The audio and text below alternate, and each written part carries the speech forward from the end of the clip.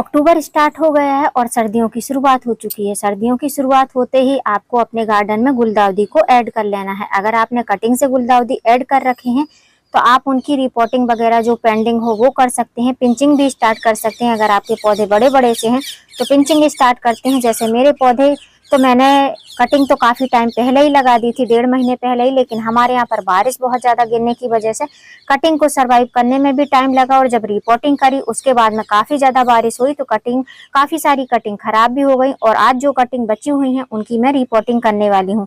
तो अब मैं सेकेंड रिपोर्टिंग नहीं करूँगी, डायरेक्ट फाइनल रिपोर्टिंग करूँगी, जिससे कि हमारे जो कटिंग से तैयार प्लांट हैं वो जल्दी जल्दी से बड़े हों। और जल्दी से बड़े होंगे तो उनकी हम 1-2 बार पिंचिंग कर लेंगे और पौधे हमारे घने हो जाएंगे। तो अगर आपने भी रिपोर्टिंग नहीं करी है तो फाइनल रिपोर्टिंग गुलदाउदी की आप मेरे साथ में कर सकते हैं, जिससे कि ढेरों और फूल और कलियां खिलें।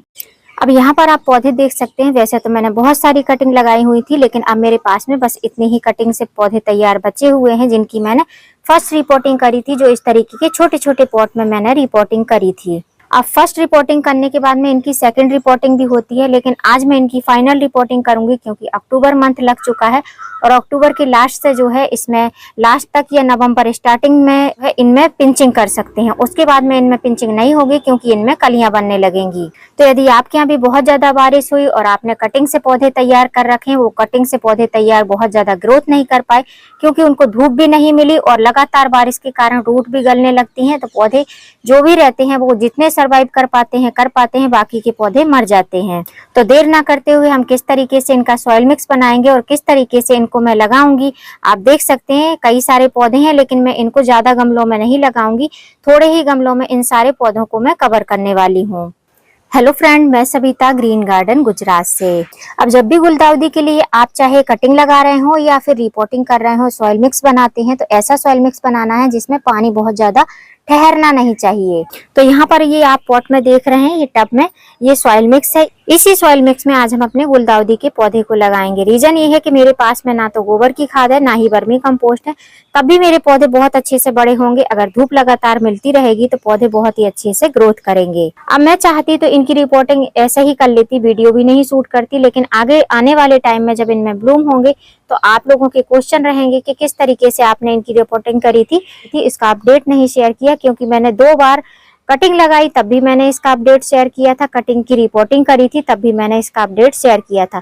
तब थर्ड टाइम जो है गुलदाउदी की जब मैं फाइनल रिपोर्टिंग करने वाली हूँ, इसलिए इसका भी अपडेट मैं आपके साथ में शेयर कर रही हूँ।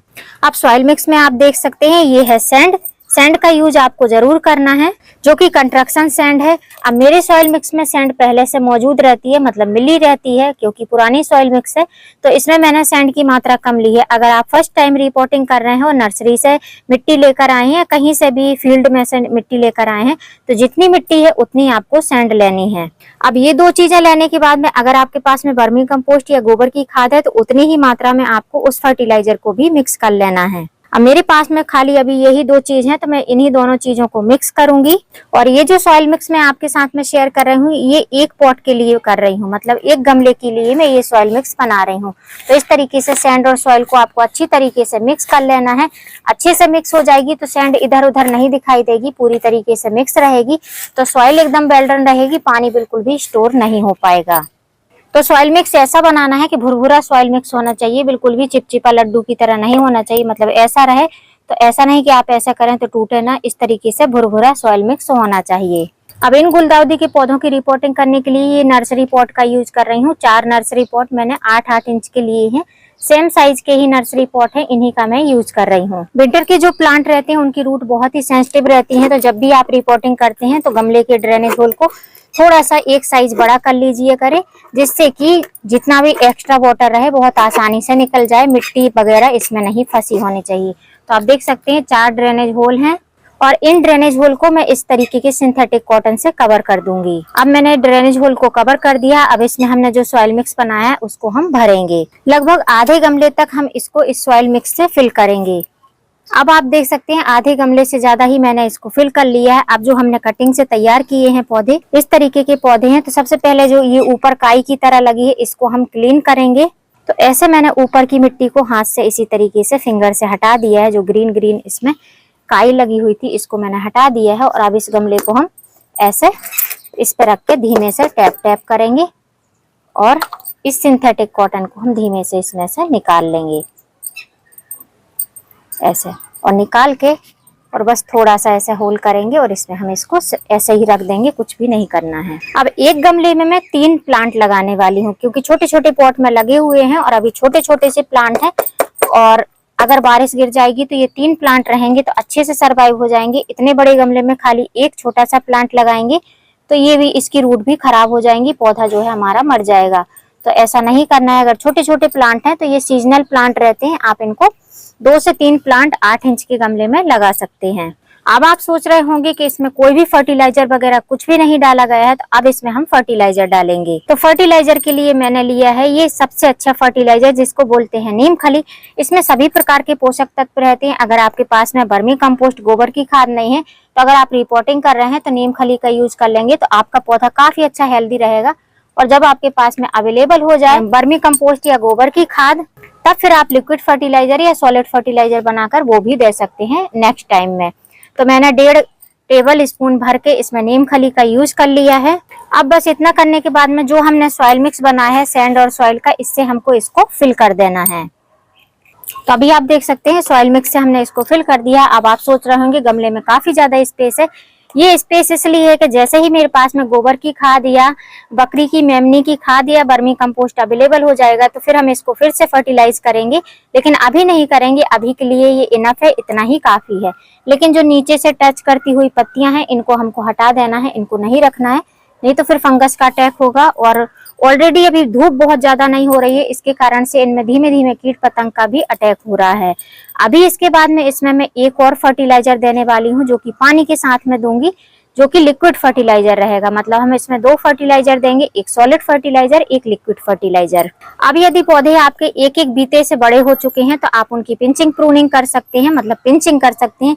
पिंच किस तरीके से करना है, अगर पौधा आपका बड़ा है, आपने कभी गुलदाउदी की पिंचिंग नहीं करी है, तो ये जो आपकी टिप की दिखाई दे रही है ये ब्रांच, ये ऊपर की, सबसे ऊपर की जो पत्तियां रहती है, 2 पत्तियों के नीचे से, नोड एरिया के नीचे से आपको इनको पिंच कर देना है।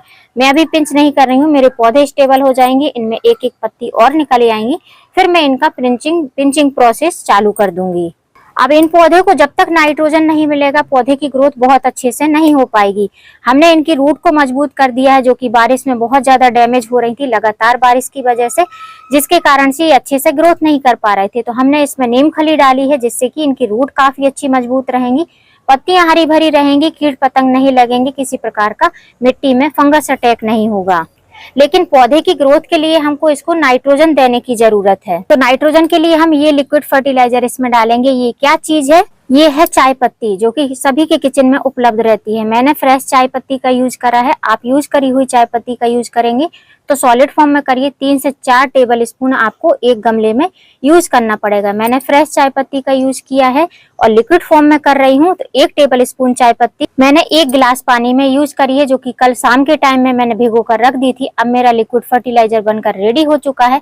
अब इसमें हम किसी प्रकार का पानी वगैरह ऐड नहीं करेंगे, और 1-2 मैंने लौंग भी डाल दी थी, जिससे कि इनमें किसी प्रकार के कीट पतंग का अटैक न हो। जो चींटियां वगैरह चलती रहती हैं, क्योंकि ठंडक मिलती है, बारिश का टाइम था तो कीड़े मकोड़े तो होते ही रहते हैं। तो अब हमको कुछ नहीं करना है, बस इसको एज इट इज ऐसे ही दे देना है।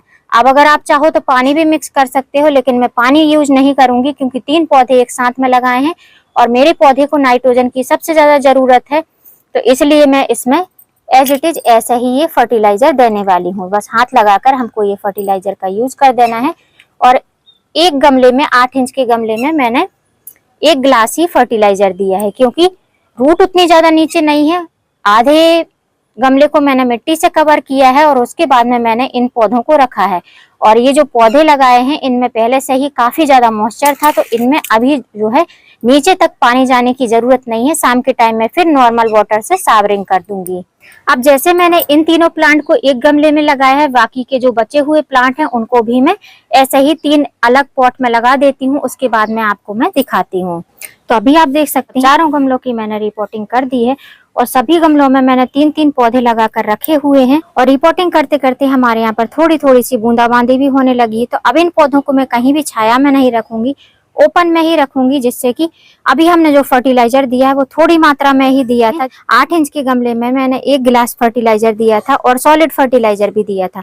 अब धीमे धीमे बारिश का पानी मिलेगा तो पौधे और भी अच्छे से ग्रोथ करेंगे और नई मिट्टी मिली है तो और तेजी से बढ़ने भी लगेंगे। तो यदि आपके यहाँ भी लगातार बारिश गिरती रहती है, आप रिपोर्टिंग नहीं कर पाए हैं, तो इस टाइम पर आप सेकंड रिपोर्टिंग ना करके गुलदाउदी की फाइनल रिपोर्टिंग करिए, जिससे कि आने वाले समय में आपको बहुत सारे फूल और कलियां मिल सकें। और अब इन पौधों को रिपोर्टिंग करने के बाद में आपको शेड में रखने की जरूरत नहीं है। शेड में रख देंगे तो धीमे धीमे जो है इनकी ग्रोथ रुक जाएगी, पौधे बिल्कुल भी ग्रोथ नहीं करेंगे। इनको ओपन में ही रखिए, क्योंकि अब बहुत ज्यादा बारिश नहीं गिरेगी, थोड़ी थोड़ी बारिश गिरेगी, वो पौधों के लिए बहुत ही ज्यादा लाभकारी रहेगी। अब नेक्स्ट टाइम जब इसमें जो भी फर्टिलाइजर दूंगी तो वो आपके साथ में शेयर करूंगी। और ये जो प्लांट है इनमें पिंक कलर के फ्लावर आते हैं।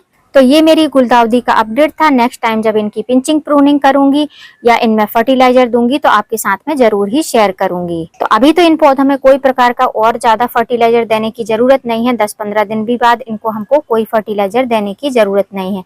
अब कम से कम 20 दिन बाद हम इसमें दूसरा नेक्स्ट फर्टिलाइजर शेयर करेंगे। तो उम्मीद करती हूँ फ्रेंड वीडियो हेल्पफुल रहा होगा। वीडियो यदि अच्छा लगा हो तो वीडियो को लाइक करना, चैनल पे न्यू हो तो चैनल को सब्सक्राइब करना।